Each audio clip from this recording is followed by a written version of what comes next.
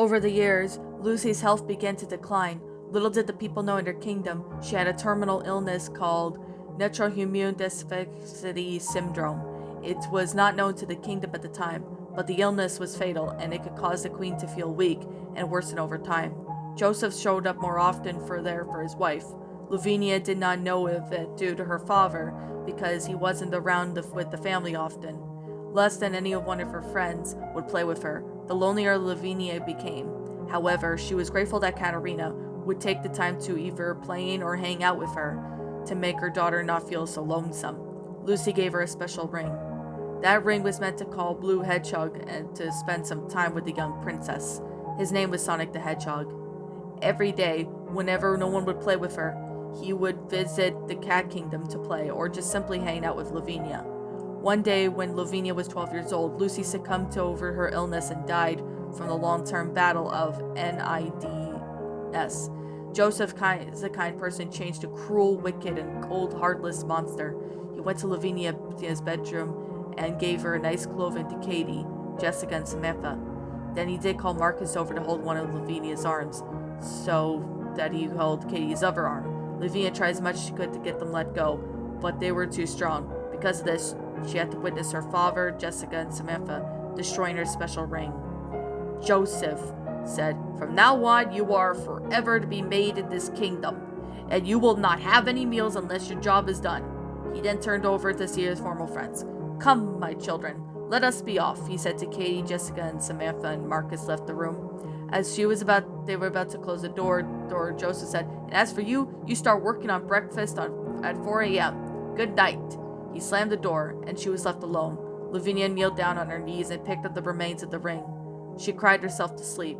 It was important for her to become introduced to Sonic by her mother when she was only 7 years old.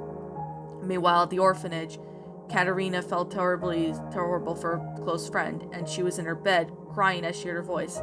"Don't cry, Levvenia," it said. Katerina. Katerina then sat up from her bed and saw a black hedgehog near the window. She became shocked and whimpered. "Who are you?"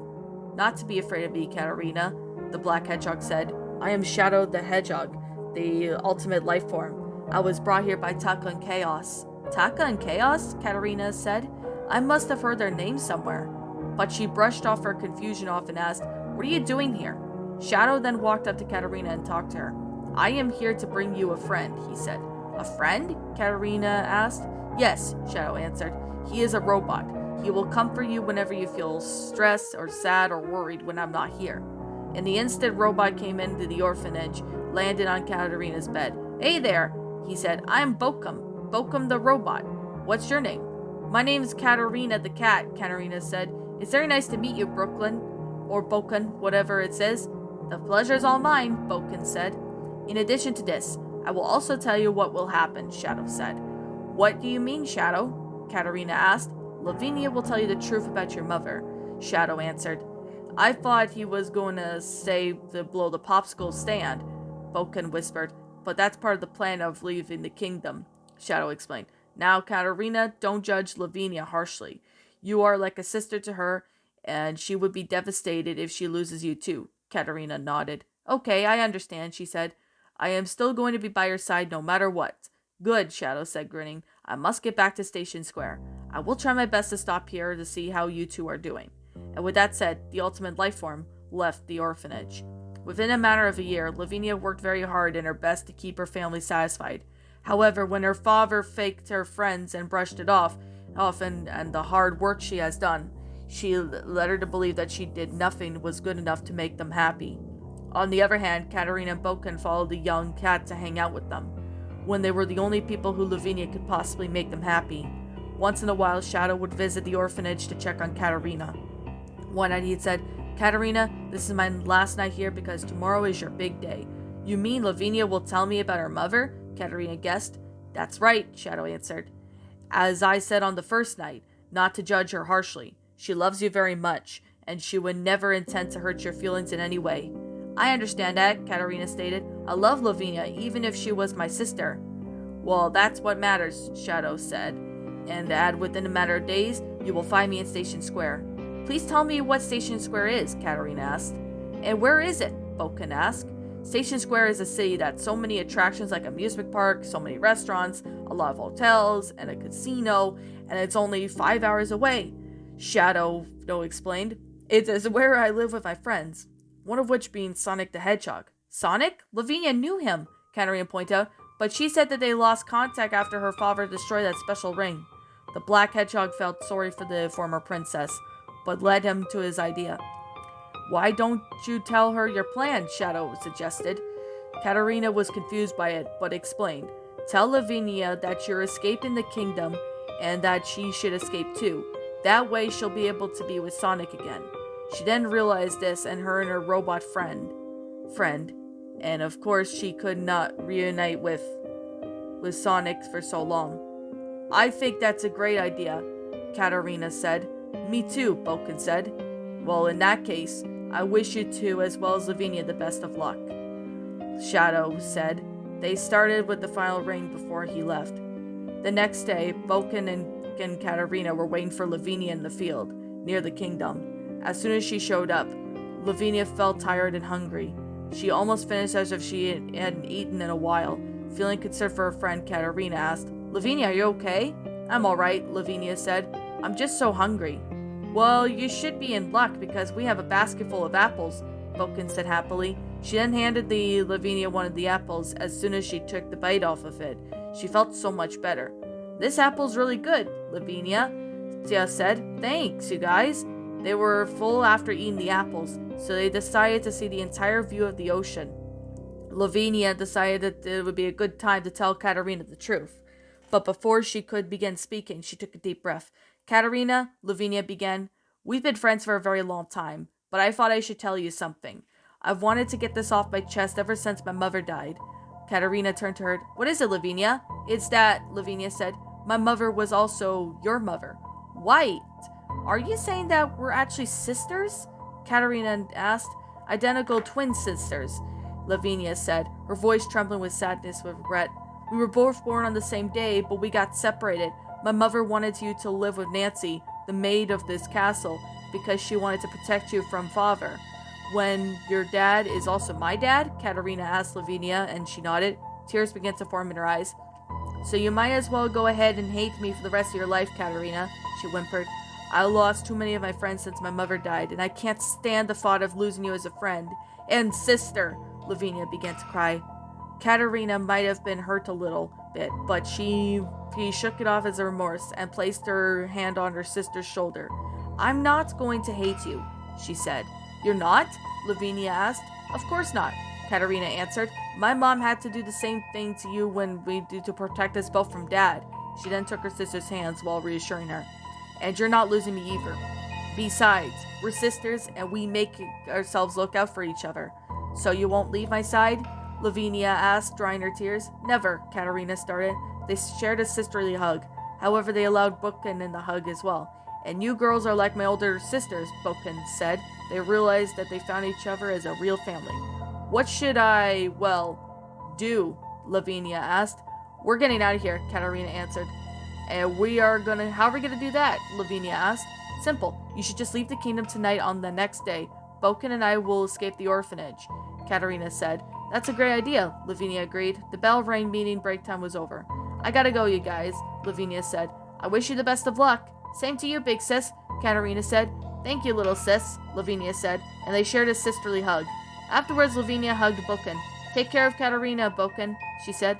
I will, Levvenia, Boken said. I promise. Everyone went about their day. However, they hoped that their plan was going to go accordingly. Levvenia wondered how she could talk some sense into her father, whereas Katarina hoped for their best for their escape. That night, Levvenia moved her maiden clothes into a princess dress, and she even put her hair up in a ponytail, and she marched downstairs to the throne room, where she found her father sitting on the throne. She bowed to him before she could speak. Levvenia, why are you not wearing your maiden clothes? Joseph asked. Why did you leave your room without permission? Well, father, I want to discuss some things with you, Levvenia said. All right, just as long as you don't waste my time, her father reluctantly agreed. Ever since I was born, you were never around me nor my mother, Levvenia explained, closing her eyes. She did not take care to look at the king. But when my mother was lying on her bed, awaiting for her death, you showed up and I thought you'd be a kind, gentle person. Instead, you turned into a selfish, Self-absorbed, matchless, Joseph was about to stop her daughter, but she interrupted him. To add to insult to injury, you completely destroyed everything in my life. Levvenia continued gradually, raising her voice. You took away my friends, you sabotaged my family, and you even corrupted this kingdom with fear and despair. Everything Mother and I have thought it was been perfect, but it's been a pack of lies. As she opened her eyes, her yellow insides turned green. Her father was so speechless that he didn't know what to do or say. Feeling the sting of betrayal, Levvenia went to the portraits of her father where she slashed every single one with her hands. Joseph then got out from her throne and quickly walked down the steps. Levvenia, please stop it, he yelled. This behavior is not what your mother wanted. This kingdom you're ruling is not how my mother would want it.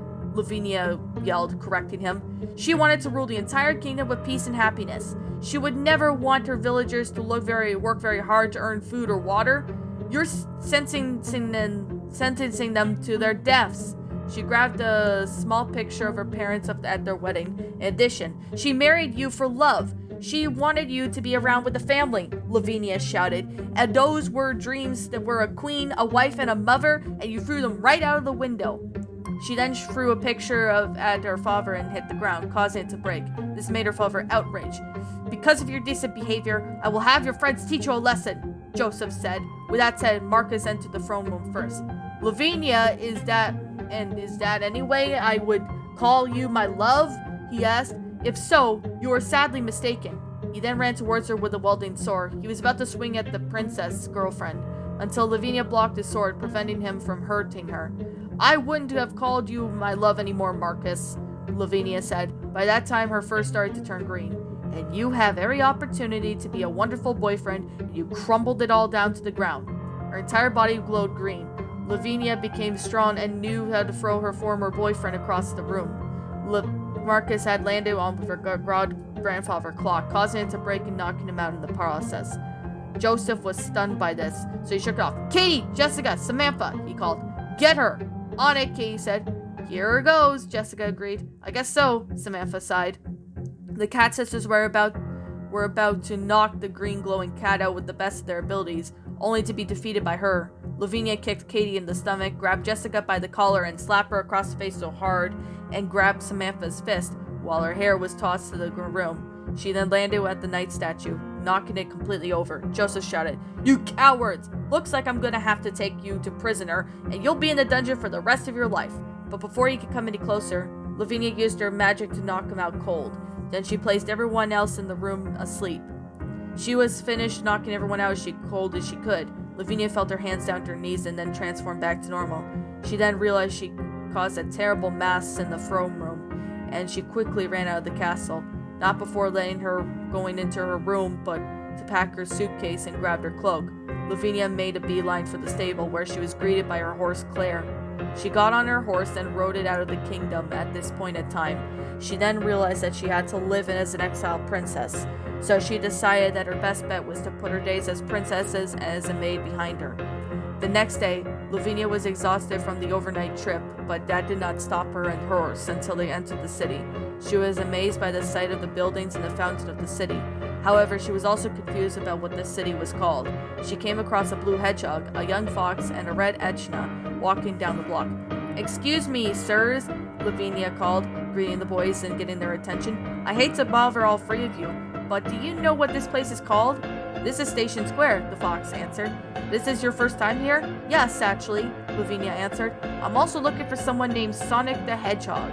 Well, I'm Sonic the Hedgehog said. Realizing that she found her long-lost friend, Levvenia's eyes opened wide. She then got off of her horse and lowered her hood. Sonic, is that you? She asked. Sonic realized the cat immediately. Levvenia? Sonic asked, as she nodded her hood. She was joyless and cried, Oh my chaos, Levvenia! They had all hugged while they were sharing a little reunion. It's been so long, Levvenia said. I know, right? Sonic agreed, and he and his friends were a bit surprised by Sonic and his old friend.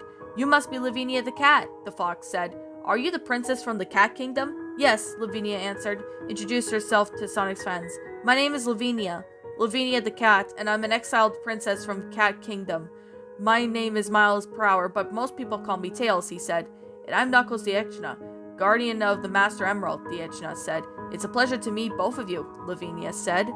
Well, in no time at all, Sonic, Tails, and Knuckles showed the cat all around Station Square.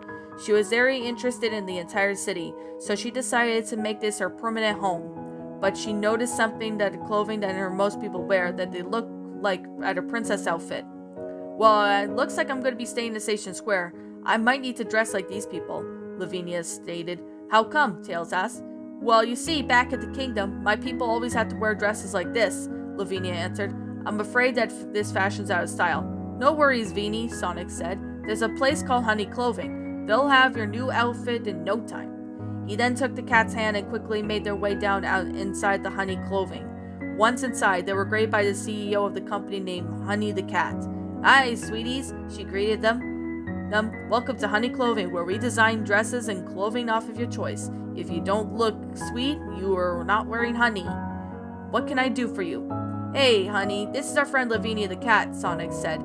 She's new here. Hey there, Levvenia. Fantastic to meet ya, said Honey. What can I do for you? Well, I was wondering if you could give me a new style so I could fit in with the rest of the people here, Levvenia answered. By all means, we got the stuff to make you the perfect style, Honey stated. Come on in.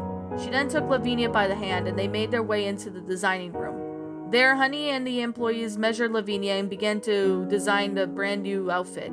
That consists of a green shirt, green long leg pants, and neon green mini skirt, and a green tennis shoes. After what she and Levvenia had put an outfit on, Honey then came into what seemed to be a long mirror. She then asked, "What do you think, sweetheart?" Levvenia gasped in happiness when she saw herself in the new clothes. "Oh my goodness, I love it," she said. "Thank you so much. It's a pleasure doing business with you, Levvenia," Honey said, shaking Levvenia's hand. Suddenly, Levvenia noticed someone familiar. She was wearing the same outfit as hers, only wearing, but she was wearing different shades of red in her clothing. It was Katarina. "Katarina?" Levvenia called. "Levvenia?" Katarina said. And then the girls ran towards each other to share a long-awaited sisterly hug. At last, the twin sisters were reunited, and they found Station Square as a permanent home. A few weeks after meeting them, Sonic took Levvenia and Katarina to his adoptive sisters. Of course, Boken became their surrogate brother as well, and they were happy living in Station Square with their beloved families.